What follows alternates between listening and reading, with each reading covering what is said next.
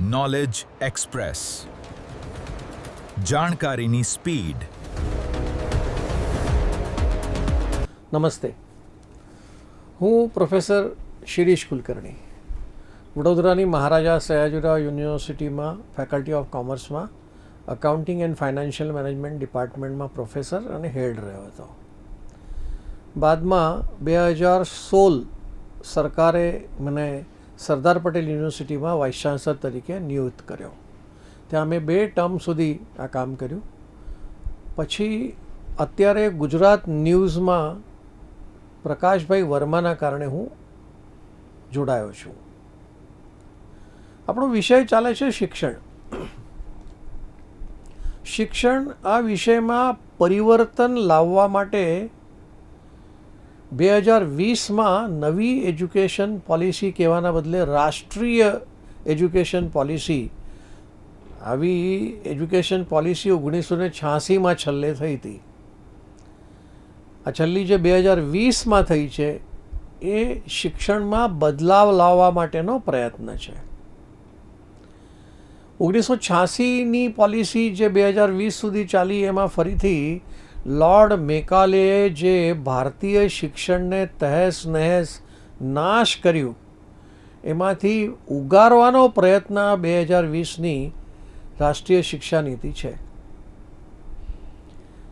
એક વખત મહાત્મા ગાંધીજી બ્રિટનમાં ગયા ત્યારે બ્રિટનના લોકોની સાથે વાત કરતી વખતે એ લોકો એવું કહે કે ભાઈ બ્રિટિશ સરકાર ભારતમાં શાસન કરતી હતી ત્યારે જે શિક્ષણ છે એ કેવું હોવું જોઈએ એ કેવળ બ્રિટિશ શાસને જ બતાવ્યું છે, બાકી ભારતમાં શિક્ષણ તરીકે કંઈ હતું જ નહીં. મહાત્મા ગાંધીએ કીધું કે ના ભાઈ ના, એવું નથી. બહુ ઉચ્ચ કક્ષાનું શિક્ષણ ભારતમાં હતું, પારંપરિક શિક્ષણ પણ હતું, ગુરુકુલનું શિક્ષણ પણ હતું. એટલે શિક્ષણના વિષયમાં આપણે કોઈ દિવસ ગરીબ રહ્યા જ નથી. ખૂબ સારું શિક્ષણ દેશમાં હતું. પણ તો પછી પેલા લોકો કહે કે ભાઈ પુરાવો છે તમારી પાસે કંઈ?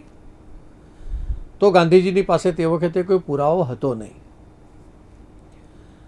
એમને પછી ધર્મપાલ એમના સહયોગી છે, એમને કીધું કે ભાઈ જુઓ ને, આપણું શિક્ષણ કેટલું ઉચ્ચ કક્ષાનું હતું એ બતાવવા માટે પણ પુરાવા ભેગા કરવા પડશે, એના વગર આપણે કહી નહીં શકીએ. એટલે ધર્મપાલજી લાગી પડ્યા. આખા દેશમાં અલગ અલગ જગ્યા પર પુષ્કળ પ્રવાસ કર્યા, બીજા દેશોમાં પ્રવાસ કર્યા અને એમાંથી એમની ડોક્યુમેન્ટેશન કર્યું અને જે લગભગ 100 વોલ્યુમમાં એમને ભારતીય શિક્ષણ કેવું હતું તે પુરાવા ભેગા કર્યા. પણ પ્રશ્ન એ આવે છે કે ભાઈ એ પુરાવા ભારતમાં પુરાવાનો કોઈ મતલબ નથી. બીજો કોઈ પુરાવો છે તો એ ખૂબ સરસ અને એક મોઢા પર ફટકો મારવા જેવો પુરાવો એ બ્રિટનમાં જ મળ્યો. બ્રિટનની અંદર આપણી જેમ સંસદ હોય એમ બ્રિટનમાં પણ હાઉસ ઓફ કોમન્સ, એટલે જેને સંસદ જ કહેવાય, હાઉસ ઓફ કોમન્સમાં જેમ ભારતમાં સંસદની અંદર એકે એક લીટી બોલાઈ હોય એ રજિસ્ટર્ડ હોય, એને સાચવેલી હોય, સેવ કરેલી હોય. એવું હાઉસ ઓફ કોમન્સમાં પણ એવું જ છે કે તમે જે કંઈ બોલ્યા છો એ બધું રજિસ્ટર્ડ થયેલું હોય. તો એમાં જે નીકળ્યું એ કોઈને પણ આશ્ચર્ય પમાડે એવું હતું. એમાંથી એક વાત એવી નીકળી કે ભાઈ લોર્ડ મેકોલે અને વિલિયમ ડેક, આ વિલિયમ ડેક અને લોર્ડ મેકોલે, આ મેકોલેની તો આપણે જાણીએ છીએ કે મેકોલેએ શું કર્યું આ દેશમાં. તો આ બંને જણા બોલ્યા છે કે અમે લોકો તો આખો દેશ ફર્યા છે અને એટલું સરસ ભણતર છે કે ત્યાં, અને એ એટલું જ નહીં પણ કહે છે કે ભારતમાં, દક્ષિણ ભારતમાં 100% લિટરસી હતી, જે વેસ્ટર્ન સાઈડ પર લગભગ 99% હતી.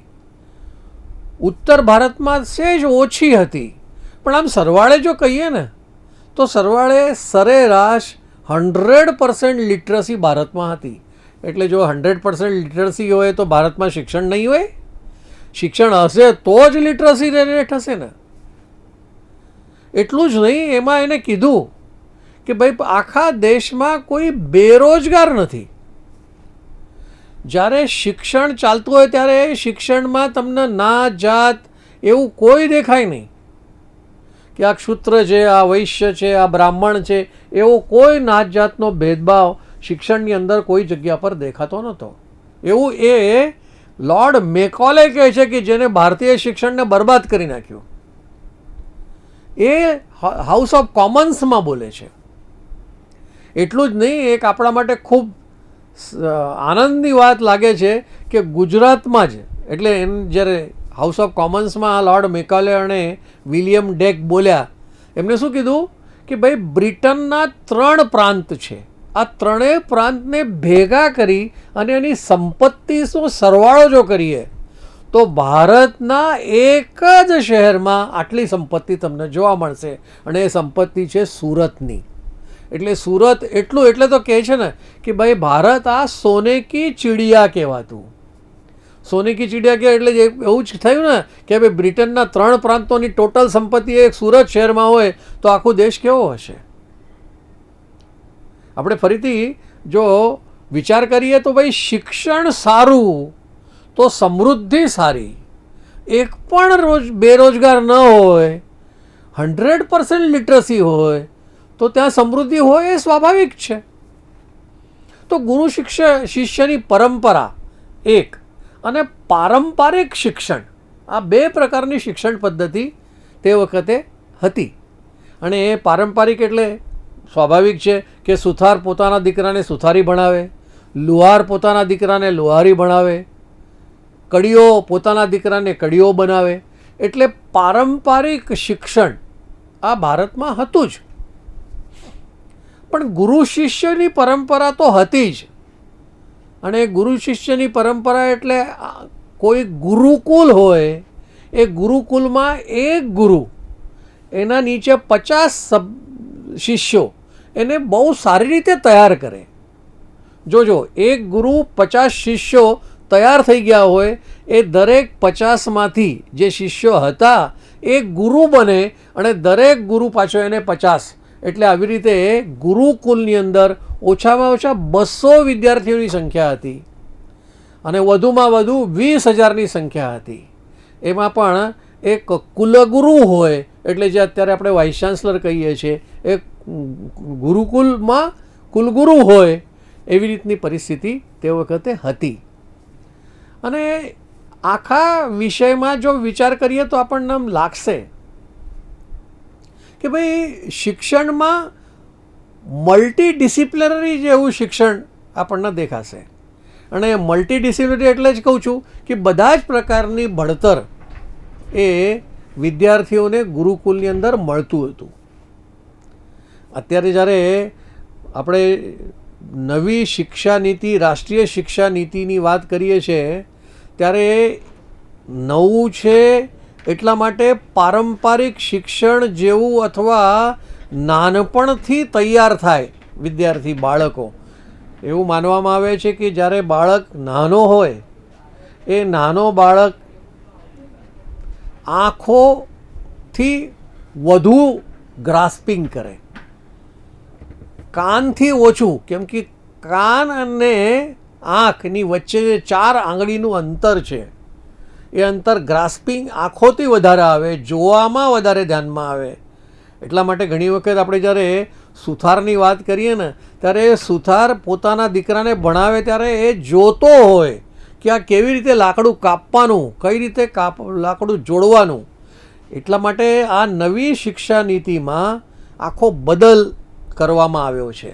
એટલે 5 + 3 + 3 + 4 એટલે આવા 15 વર્ષનું ભણતર. એટલે સૌથી પહેલું 5 વર્ષવાળું જે છે એમાં પ્રી પ્રાઇમરી, આંગણવાડી, એમાંથી પહેલાં 3 વર્ષ એ રીતે કાઢવાના. એના પછી 1લું અને 2જું ધોરણ આવશે. એટલે એવી રીતના સરવાળે 5 અને પછી 3, એટલે એ પ્રેપરેટરી સ્ટેજ આવે. એ પ્રેપરેટરી સ્ટેજની અંદર 3 થી 5 એવી રીતે ચાલે. પછીના 3 વર્ષ અને પછી હાયર એજ્યુકેશન, સેકન્ડરી એજ્યુકેશન, આ પ્રકારની વાત આપણને જોવા મળશે. તો જ્યારે ગ્રાસ્પિંગ પાવર વધારે હોય ત્યારે એ ગ્રાસ્પિંગ પાવર નાના બાળકમાં વધારે હોય, એટલે આખી શિક્ષણ પદ્ધતિને બદલવાની કોશિશ અહીંયા કરવામાં આવી છે. Knowledge express. જાણકારીની સ્પીડ.